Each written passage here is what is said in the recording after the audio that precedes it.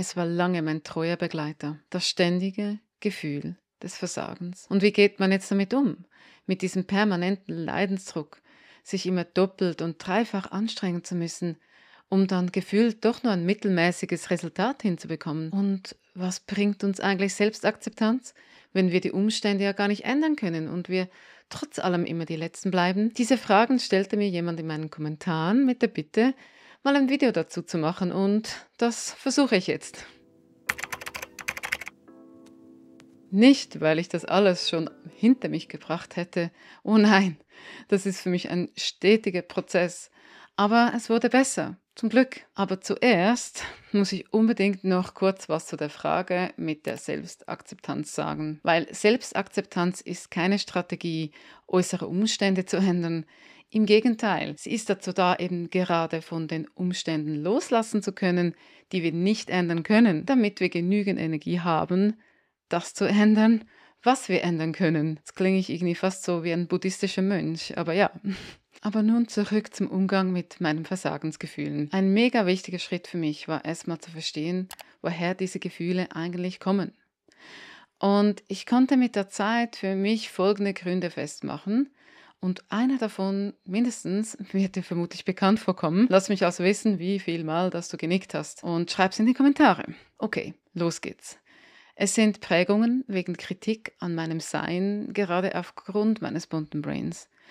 Oder wenn ich das Gefühl habe, neurotypischen Standards gerecht werden zu müssen. Oder irgendwelchen Standards gerecht werden zu müssen. Ich mich generell mit den Falschen vergleiche. Oder eben irgendwelchen Erwartungen von außen entsprechen möchte, die aber überhaupt nicht sich mit meinen übereinstimmen oder mit meinen übereinstimmen. Und der daraus entwickelte Perfektionismus. Und es ist doch manchmal halt einfach auch mein neurologisches Setting selbst und die Kapazitätsgrenzen, die damit kommen.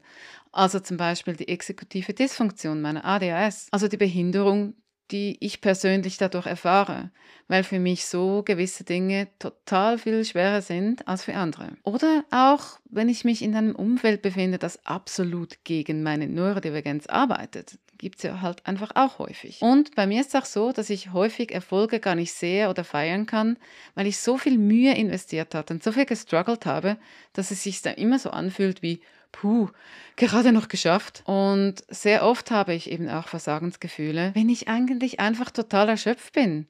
Und ich mir aber unbewusst einrede, dass ich dann trotzdem alles gebacken kriegen muss. Und zwar am besten auch noch alleine. Ich weiß, eine ganz schöne Lawine.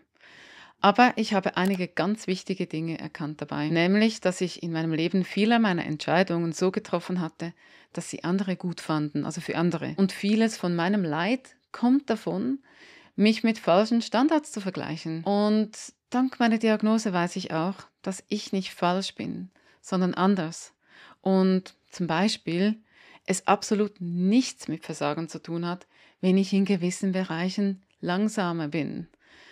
Und auch, dass ich halt häufig auch von meinem Umfeld behindert und gehindert werde. Und ich habe noch etwas ganz Wichtiges realisiert, nämlich, dass ich, abgesehen von meinen eigenen Kapazitätsgrenzen und dem Verhalten anderer Menschen, nämlich vieles selbst verändern kann. Und zwar, indem ich lerne, und ja, das kann man, mich realistischer zu vergleichen. Dazu habe ich auch ein Video, das werde ich aber verlinken am Schluss. Und indem ich versuche, in den Systemen und Strukturen, in denen ich drin bin und vielleicht auch nicht weg kann, meine eigenen Wege zu meinen eigenen Zielen zu finden. Und zwar so, dass ich weniger Energie verbrauche und ich mir auch Hilfe hole. Und ich weiß, dass ich das darf. Und vor allem, indem ich herausfinde, was ich eigentlich brauche, um mich erfolgreich und gut zu fühlen und eben nicht als Versagerin. Und so habe ich mich auf die Suche gemacht, nach dem, was mir eigentlich wichtig ist. Und da steckt mega viel Arbeit mit Werten drin, zum Beispiel.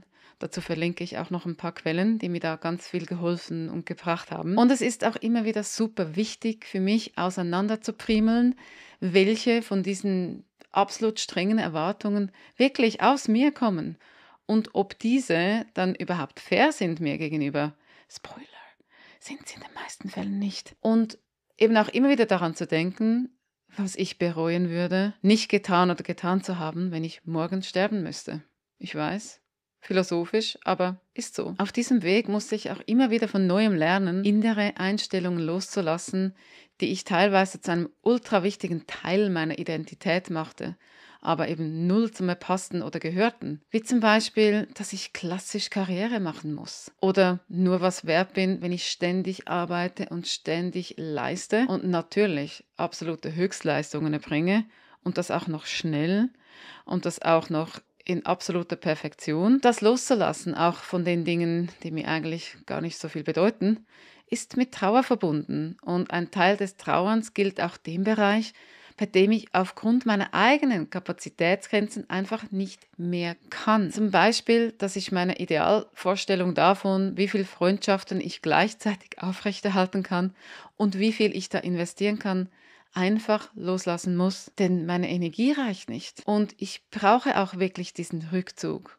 dieses Alleine-Sein. Und genau das führt dann in diese berühmt-berüchtigte Selbstakzeptanz. Tada! Und diese ist leider kein Zustand, den man einmal erreicht, sondern für meiner Meinung nach ein sich immer wiederholender Prozess, den man immer wieder neu aufgreifen muss, darf. Hört das hin und her bei mir irgendwann auf? Keine Ahnung.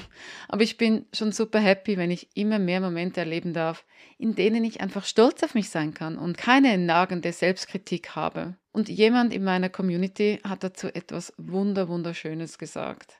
Und ich habe die Erlaubnis dazu bekommen, es zu verwenden. Dankeschön. Zitat. Besonders für bunte Brains ist es wichtig, den eigenen Maßstab für Erfolg zu definieren. Ich war nie unglücklicher, als wo ich noch versucht habe, den externen Maßstäben gerecht zu werden. Aussehen, Geld, Status, VIP-Freunde, alles Rotz. Es könnte heute nicht anders sein. Erfolg ist für mich, wenn ich sagen kann, ich würde es wieder genau so tun und weiß auch warum. So schön, wirklich, so schön zusammengefasst. Ich könnte es nicht besser sagen. Und das ist der letzte zentrale Punkt.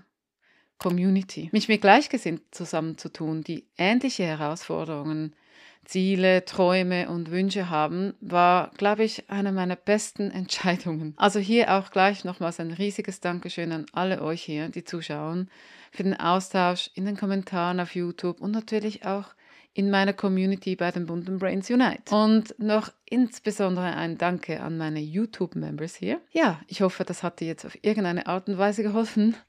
Wenn ja, dann like doch das Video und schenk mir ein Abo, wenn du regelmäßig Videos von mir schauen möchtest. Damit hilfst du mir auch, dass meine Videos noch mehr Menschen ausgespielt werden. Das wäre so schön. Und wenn du noch mehr ins Thema Akzeptanz und Selbstakzeptanz eintauchen willst, habe ich hier ein Video für dich. Und zum Thema Vergleichen geht's hier lang. Und ja, in diesem Sinne, danke fürs Hiersein und bis bald. Tschüss!